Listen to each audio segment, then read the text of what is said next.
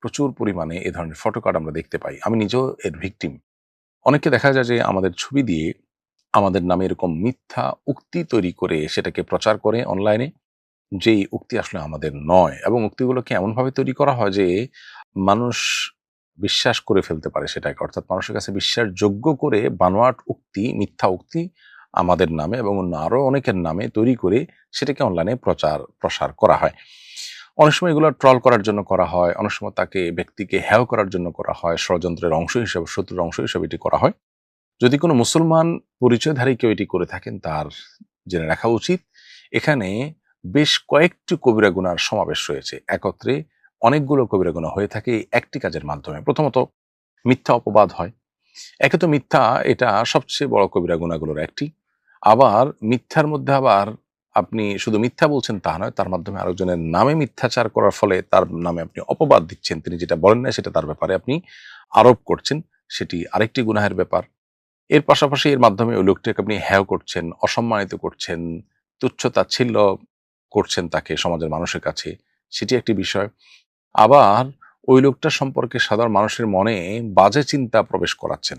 আপনার এই জঘন্য কর্মের কারণে আপনি ফটো কার্ডে বা তার উক্তি হিসাবে যেটাকে আপনি স্টাবলিশ করছেন, এর ফলে মানুষ ওই ব্যক্তি সম্পর্কে ভুল ধারণা পোষণ করে মানুষ গুনাহগার হবেন বা মানুষ ভুলের মধ্যে থাকবেন, বিভ্রান্তিতে পড়বেন।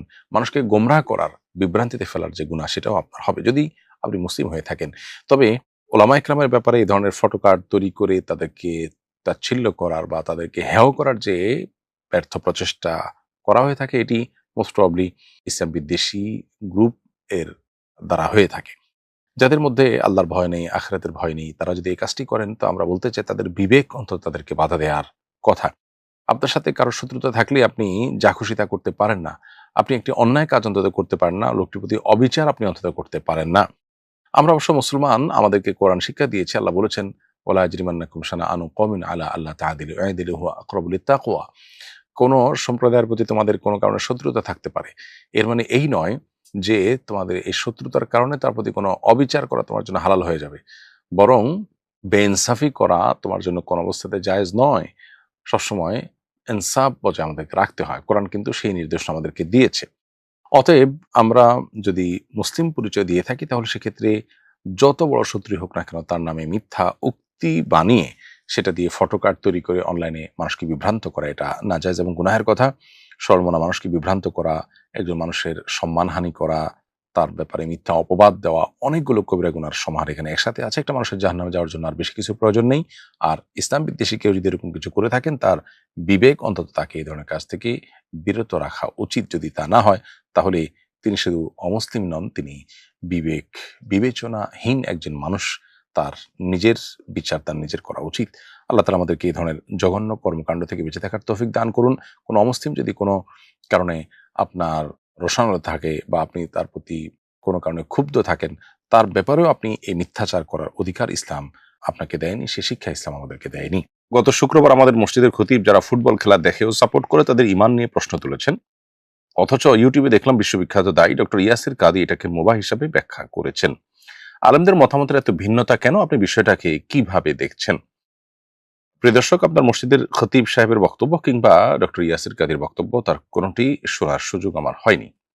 আমি আপনাকে মোটা দাগে একটি কথা বলে রাখি, সেটি হলো যে বিষয়ে সরাসরি কোরআন বা হাদিসের কোনো ভাষ্য নেই, কোরআন হাদিসের বিভিন্ন মৌলিক নীতিমালা বা ভাষ্যের আলোকে ওলামায়ে কেরাম যেটিকে বোঝার চেষ্টা করেছেন, গবেষণা করার চেষ্টা করেছেন এবং ব্যাখ্যা করেছেন, সে বিষয়গুলো হলো ওলামায়ে কেরামের যার যার বুঝ এবং কনসেপ্ট অনুযায়ী, গবেষণা অনুপাতেই তারা সিদ্ধান্ত দিয়ে থাকেন। যেহেতু মানুষের বুঝ বিভিন্ন রকম হয় এবং মানুষের সবার বুঝ একরকম হয় না, সেক্ষেত্রে ওলামাদের একাধিক মত হওয়াটা এই ধরনের বিষয়গুলোতে অস্বাভাবিক নয়। আপনি যদি দলিলের ধার বুঝতে পারেন, তাহলে সেক্ষেত্রে আপনি সেটি খেয়াল করলে আপনার কাছে সিদ্ধান্ত গ্রহণ করা, কোন মতের উপর আপনি আমল করবেন সেটা গ্রহণ করা আপনার জন্য সহজ হবে।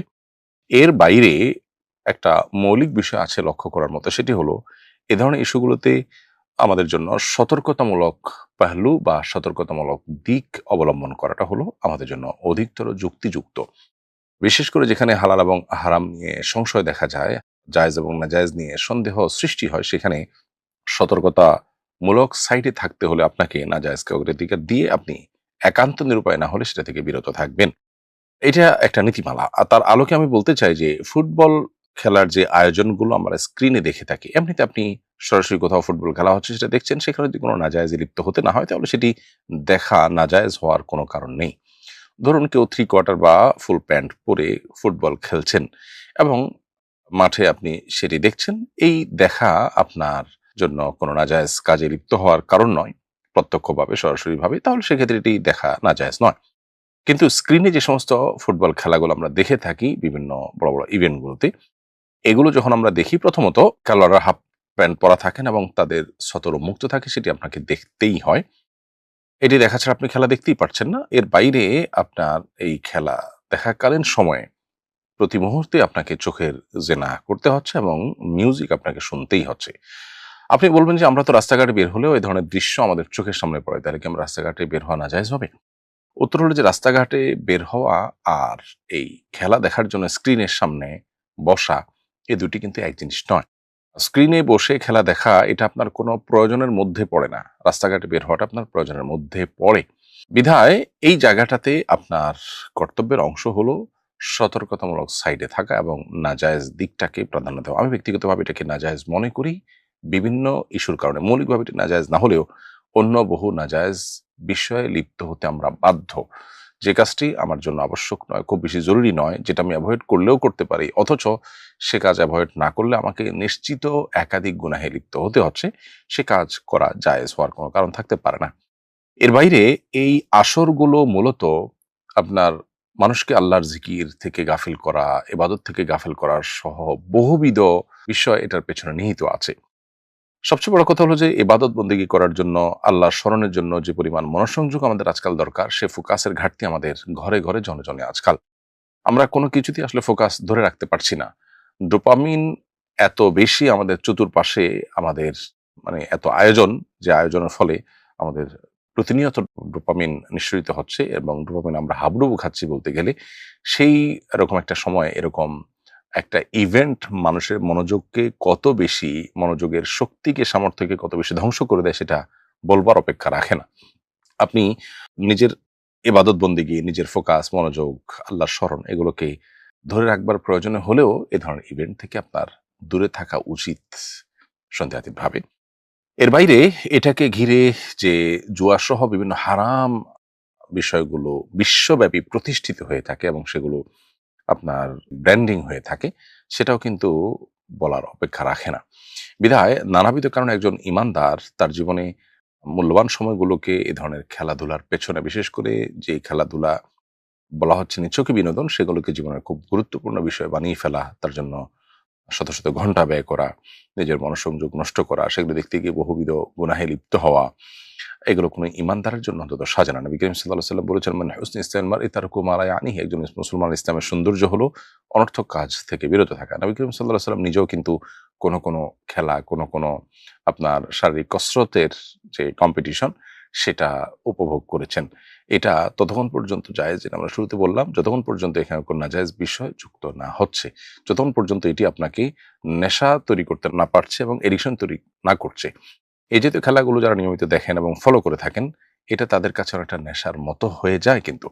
বিধায় এই বিষয়গুলো নিয়ে আমাদের ভাববার যথেষ্ট সুযোগ আছে এবং এটিকে জায়েজ যদি কোনো আলেম বলেও থাকেন, তারপরেও সতর্কতামূলক সাইড হবে আপনি এটা থেকে দূরে থাকা, এভয়েড করা। পশ্চিমে যে সমস্ত ওলামা একরাম থাকেন, তারা পশ্চিমের প্রভাবে অনেক ইস্যুতেই তারা কিন্তু বেশ খানিকটা বলা যেতে পারে মডারেট হয়ে থাকেন, বেশ খানিকটা তারা কম্প্রোমাইজিং হয়ে থাকেন। সেটা পরিবেশের প্রভাব অনেকটা বলতে পারেন। এই বিষয়টা কিন্তু বিভিন্ন ক্ষেত্রে আমরা দেখেছি। সমকামীদের মতো একটি স্পষ্ট হারাম বিষয়, যে বিষয়ে আমাদের কোনো দ্বিমত নেই, ভিন্নমত নেই, সে ব্যাপারে দৃষ্টিভঙ্গি কি হবে? এ বিষয়ে আমি পশ্চিমের আলেমদের মতামত শুনে বেশ অবাক হয়েছি। সব আলেমদের না, কোনো আলেমের মতামত শুনে বেশ অবাক হয়েছি। তো এইজন্য কেউ যদি কোনো হারাম বা কুফর দ্বারা পরিবেষ্টিত এলাকায়, কাফের অধ্যুষিত এলাকায় বসবাস করেন, সেখানে সব কথা তিনি মন করে বলতেও পারেন না এবং এলাকাতে যে তার ওই অঞ্চলে যে হারাম বা কুফরের ছড়াছড়ি আছে, সেটার প্রভাব তার মধ্যে কিছু না কিছু হলেও পড়ে। আর কিছু না হোক একটু হলেও তিনি কম্প্রোমাইজিং হয়ে যান। ফলে এই বিষয়টিও আমাদেরকে মাথায় রাখতে হবে সিদ্ধান্ত নেওয়ার ক্ষেত্রে। একজন বাবা বৃদ্ধাশ্রমে বসে ছেলে মেয়েদের অভিশাপ দিয়েছেন এবং বলেছেন তার সন্তানরা যেন তার মৃত্যুর পর লাশটাও না ছুঁইতে পারে। সম্প্রতি এটি মিডিয়া ভাইরাল হয়েছে। ঘটনাটি আমাকে গভীরভাবে ভাবিয়েছে। আমার মেয়েও আমার কথা শুনে না। ছেলে মেয়ে এবং বাবা মায়ের উদ্দেশ্যে একটু নাসিহা করবেন প্লিজ। প্রিয় দর্শক, বিভিন্ন মিডিয়া মারফত এই ঘটনাটি আমাদেরও চোখে পড়েছে এবং বাবার সে কান্না ভেজা চেহারা, মলিন চেহারা, সেটি আমাদেরও চোখে পড়েছে। এ যুগে নিজের সন্তানকে মানুষের মতো মানুষ বানানোর মতো কঠিন কাজ আরেকটি সম্ভবত নেই। গোটা বিশ্বের চতুর্দিকে তাকালে আপনি দেখতে পাবেন আমাদের সন্তানদেরকে আধুনিক, ক্যারিয়ারিস্টিক, শিক্ষিত করবার নাম করে নানাভাবে তাদের মোরালিটি ধ্বংস করে দেওয়া হচ্ছে। সন্তানদেরকে পশ্চিমা পৃথিবীতে তো নিয়মিত বাবা মা থেকে দূরে সরাবার বিভিন্ন আয়োজনই করা হয়। অর্থাৎ বাবা মার সাথে সামান্য কোনো মনোমালিন্য হলেও কর্তৃপক্ষ বা প্রশাসন সেটাকে কেন্দ্র করে বাবা মা থেকে তাদেরকে বিচ্ছিন্ন করবার বহুবিধ উদ্যোগ নেয়। কখনো সেটাকে মিটমাট করার, মীমাংসা করবার উদ্যোগ নেয় না। আল্লাহ তাআলা সাধারণ অন্য মুসলমানদের ক্ষেত্রেও বলেছেন ওয়াসলুল হকের, মীমাংসা উত্তম। আল্লাহ বলেছেন ফাসলিহু বাইনা আখাওয়াইকুম, তোমরা মুসলমানরা পরস্পরের মধ্যে মীমাংসা করবার চেষ্টা করো। সেখানে মা বাবার সাথে সন্তানের, স্বামীর সাথে স্ত্রীর যদি কোনো কারণে মনোমালিন্য হয় তাহলে মীমাংসা করার চেষ্টা না করে বরং সেখানে বিচ্ছিন্ন করার চেষ্টা, সেখানে অধিকারের নাম দিয়ে পৃথক করার চেষ্টা, এটা কোনো অবস্থাতেই গ্রহণযোগ্য নয়। এটা মানব সভ্যতার জন্য অন্তত ভালো কিছু বই আনে না। এটি বোঝার জন্য অবশ্য পণ্ডিত হওয়ার প্রয়োজন নেই। বহু পরিবারের হাহাকার আমরা শুনেছি, শুনতে পাই শুধুমাত্র এই কৃষ্টির কারণে, কালচারের কারণে। প্রিয় দর্শক, আমাদের সন্তানদেরকে আমরা দিনী চেতনায় উদ্বুদ্ধ করা, এটা কত গুরুত্বপূর্ণ, এ ধরনের ঘটনাগুলো বারবার সে বিষয়টিকে আমাদেরকে স্মরণ করিয়ে দেয়। আমাদের সন্তানরা দুধে ভাতে থাকুক, তারা শিক্ষিত হোক, তাদের ভালো একটা কেরিয়ার গঠন করুক, তারা একটা ভালো জায়গায় যাক, এই বিষয়গুলো আমাদের প্রত্যাশা থাকাটা দোষণীয় নয়। কিন্তু এর চাইতে বেশি আমাদের প্রত্যাশিত বিষয় হওয়া উচিত তারা যেন আল্লাহভীরু হয়, তারা যেন আল্লাহর গোলাম হয়, আল্লাহর দাস হয়ে ওঠে। এই জিনিসটি ঠিক রেখে দুনিয়ার যত কিছু তারা অর্জন করতে পারবে সেটা ভালো। আর যদি এই জায়গাটাতে দুর্বলতা রেখে তারা সামনে অগ্রসর হয় তাহলে এ ধরনের পরিণতি অবশ্যম্ভাবী। আমি বলছি না যে এই চাচা যান, এই বাবাজি তার কোনো ত্রুটি ছিল। অনেক সময় বাবা মার সঠিক চেষ্টা সত্ত্বেও সন্তান বেলাইনে চলে যায়। খোদ নবী রাসূলদের সন্তানরাও অনেক সময় বেলাইনে চলে গেছে। এজন্য ব্যক্তিকে এখানে দোষ দেওয়ার প্রশ্নই ওঠে না। আমি জেনারেল কথা বলছি যে আমরা বেশিরভাগ অভিভাবকরাই আজকাল আমাদের সন্তানদের দুধে ভাতে রাখার বা তাদেরকে পশ লাইফ দেওয়ার কিংবা তাদেরকে সমাজে ভাবসাওয়ালা মানুষ হিসেবে তৈরি করার চেষ্টা আমরা যতটা করি, তার সিকিভাগও তাদেরকে সৎ, আল্লাহভীরু, নেককার এবং আদর্শ সন্তান হিসেবে গড়ে তোলার চেষ্টা করি না। আমরা নিজেরাও টাকার মেশিন, তাদেরকেও টাকা মেশিন বানানোর চেষ্টা করি। তো এই জায়গা থেকে আমাদেরকে সরে আসতে হবে, এই ধরনের নির্মম পরিস্থিতি থেকে বাঁচার জন্য। এর বাইরে আল্লাহ তাআলার কাছে দোয়াও করতে হবে।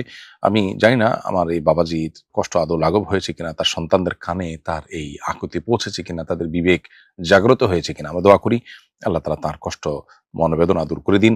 বৃদ্ধাশ্রমের এই প্রজেক্ট বাংলাদেশে যেন প্রতিষ্ঠিত হতে না হয়।